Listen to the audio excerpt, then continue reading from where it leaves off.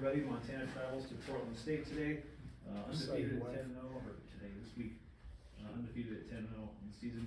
We've got offensive lineman Panfiloff with us, and safety TJ Rausch. And Coach, we'll just start with your final thoughts after a win over Eastern Washington before Montana goes to Portland. Thank you, Eric. It was great to win. It's great to get to 10-0. It was a pretty crazy game.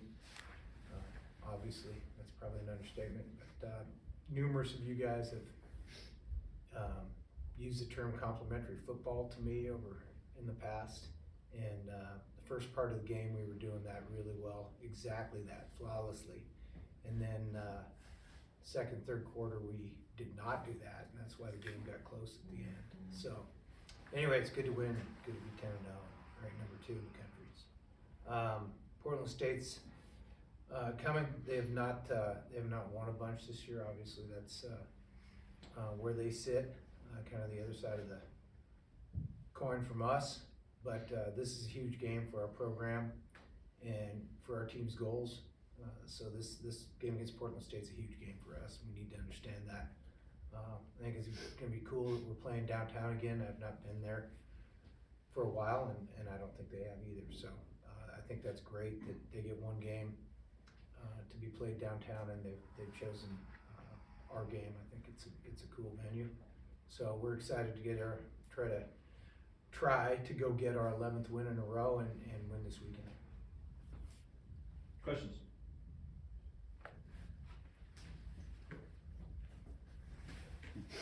Coach, we'll start with just with Portland State. Obviously, I think it was 2 weeks ago, got their first win against Cal Poly, and last couple of weeks they're still looks like they're still fighting. They're still playing well. Just what's kind of stood out about them maybe the last couple of weeks that you've seen? You know, they've kind of settled in to what they're doing. You know, early in the season when they opened up with Tarleton at BYU at Hawaii, that's uphill for teams in our league, and they didn't fare particularly well. But they've kind of settled into what they're doing, and they've played well in a lot of games lately, and obviously won that game at Cal Poly. You mentioned just having not played that downtown venue in a while. Just any memories from your first run here, or any time that kind of stood out at all from that place at all? It's quite a while ago. Test your memory. Yeah, I know one year we played them. Glanville was the head coach, and Mouse Davis was the offensive coordinator, and we really played well on defense. And I saw Mouse coming across the field, and he raced over and grabbed me before Glanville got there. And I thought he was gonna fight me or something, but he just said, "Hey, I haven't had my ass kicked like that very often," which I thought was the ultimate compliment. TJ, just your excitement of seeing Portland State. You guys see them every year, but it'll be a new venue, a new place you guys will play. Just your thoughts on playing them, but also something a little new as well. Yeah, I mean, for sure, it's going to be exciting to see that new stadium. I've never been able to play there. I got to play Portland State a few years back in their other stadium, so it should be fun to play them somewhere new. Did you guys kind of, have had a couple of days to let Saturday sink in? Just, your thoughts on the team being able to, kind of get out a win like that, just from the players' perspective, right? It just kind of ebbs and flows in a weird game, and just your guys' thoughts on being able to get that done in a different way. Yeah, absolutely. I mean, we didn't have our best stuff, but that's what good teams do. We find a way to win, and we did that. Same thing for you, Ken. Just what was it like playing in that game and just watching the team kind of buckle down and find a new way to win a football game? Just like TJ said, it's just good to get those wins. Just glad to be at 10-0, get out there with the win. TJ, I mean, Kenzel had that interception in the second. Well, hold on. We're on to Portland State, so I'm going to talk at length about the Eastern game on my radio show, so you guys should all tune in. But we're on to Portland State. We need this win this week. We need to talk about Portland State. Thank you.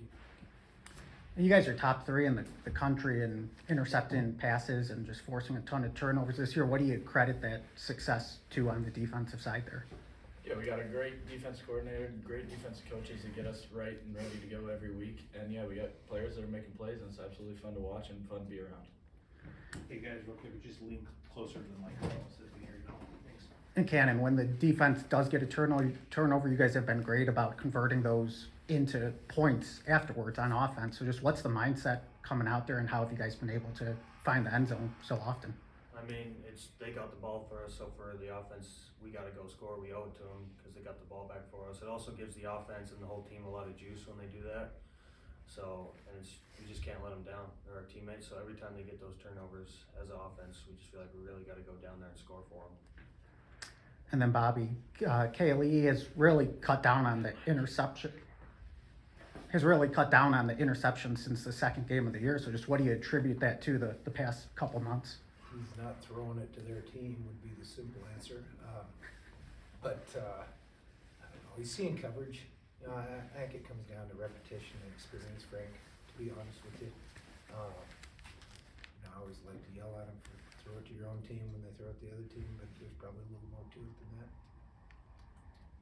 Portland State offensively, anything stand out when you look at them? You know, I like the running back. I think he's got a lot of make you miss ability.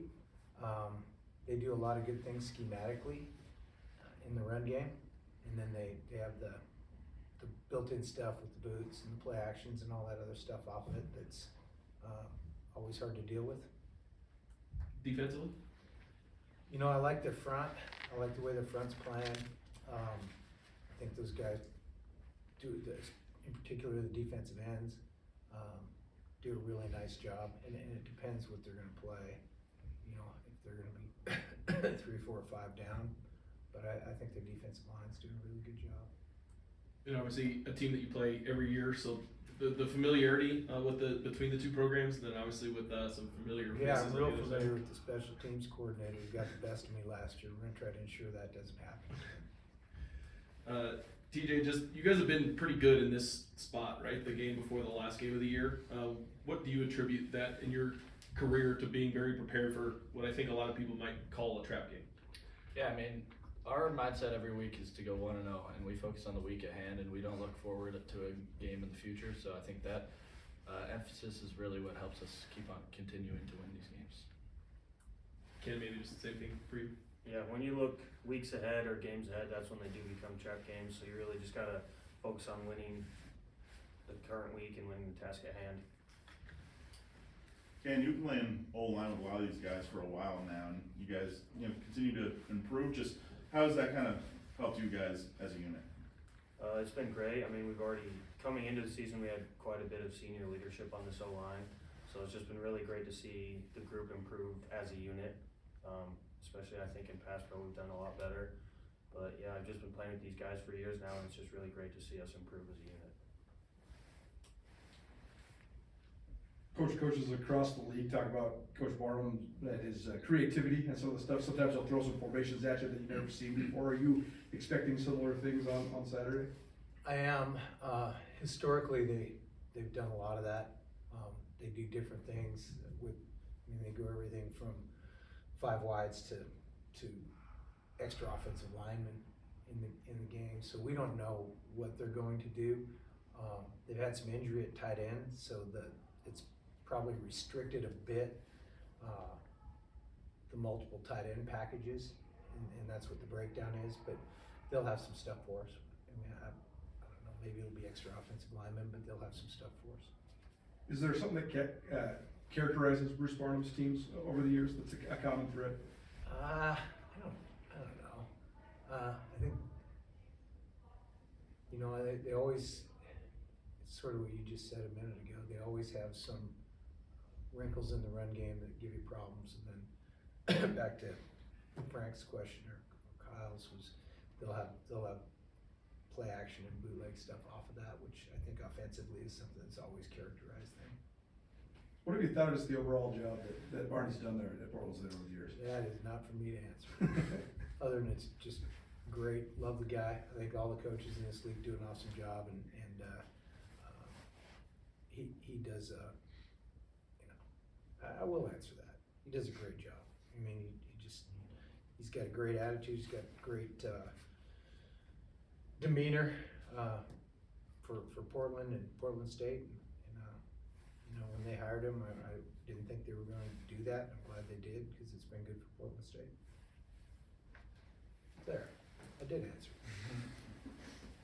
Well, Coach, you've been up, 3+ scores many times this season, which obviously is good. The challenge maybe like the balance of getting extra guys in, being aggressive, being a little bit more conservative. How do you think that the team has done so far this season as far as trying to figure out that balance when up big in games? Yeah, so the question is really just, we've been up too much and we're ahead too much, and then we're just, gotta do better with getting up by more, right? Not really. No. Just Then what, when I you don't understand the question now. just how do you think the approach is when you're up 3+ scores? Because I think a lot of people think it's like the easiest thing, but there is a lot to balance as a coaching staff, right? I suppose, I don't know, we play a lot of guys, as you mentioned, but if we put you in the game, we kinda expect you to perform at the championship level, that's the standard. I'm not sure that we've done that. In fact, I'm pretty sure we haven't at times, but that would be, my hope at all times in this program, that if we put somebody out there, they perform at a championship level. And then, from my perspective and being introspective about it, I probably gotta do a better job when we're up 3 or 4 touchdowns. Anybody else? Thanks, everyone. Thanks. All right, guys.